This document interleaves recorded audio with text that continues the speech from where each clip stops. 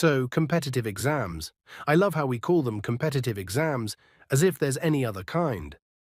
Imagine if there were cooperative exams. Just you and your bestie going over answers together like, "Hey bro, what did you get for question 4?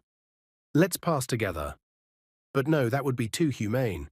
The goal is competition. It's not about winning. It's just about not losing harder than someone else. The only competition is between you and your mental health, and spoiler alert, your mental health is losing. Let's start with the prep phase. You think, I'm going to ace this exam. It'll be 6 months of studying. Cut to, it's year 3. Everyone's like, bro, what's your strategy? Strategy? Pie. Survival is the strategy. You're trying to get through hundreds of hours of general studies where you're expected to know everything from the precipitation patterns of Brazil to who designed the national emblem. They throw so many random facts at you that by the end of it, you know more about the formation of rocks than you do about the formation of your own thoughts. Now these exams, they don't test your intelligence, okay? Number.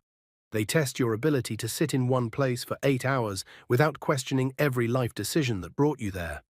People say these exams will open doors. Bro, it'll open doors to more exams, and then jobs that make you wonder why you even wanted them in the first place. It's like Squid Game, but with less blood and more insomnia. And people ask about my health. It's a riot. Bro, you look like you haven't slept in weeks. And I'm like, nah, it's just contouring from the shadows under my eyes, bro. People pay good money for that look. I'm one missed question away from being a zombie. Like, if you saw me walking towards you, you'd be like, oh, another contestant from The Walking Dead.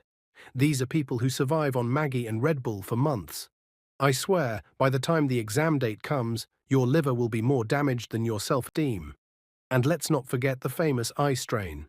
Because after hours staring at screens, you start to realize that your eyeballs have stopped working normally. Your vision's so blurry, you look at your syllabus and wonder if it's in Sanskrit. And then you panic. Wait, was I supposed to study Sanskrit too? At this point, you've spent so many hours studying that you start questioning everything. Why am I even doing this? Who am I? Will I be 30 before I pass? Does the exam board enjoy watching me suffer? You'd sell your soul for a cushy job at this point, but turns out your soul doesn't meet the minimum eligibility criteria. So then it's finally exam day, right? You're sitting in that hall with everyone around you looking like they just walked out of a mental asylum. You turn the first page of the question paper and boom. What is the square root of global warming divided by the square footage of the ozone hole? You get that first question and immediately know you're done. And then it's just 3 hours of staring at things you never studied while thinking, should I go back to school and study? Maybe I'll open a cafe.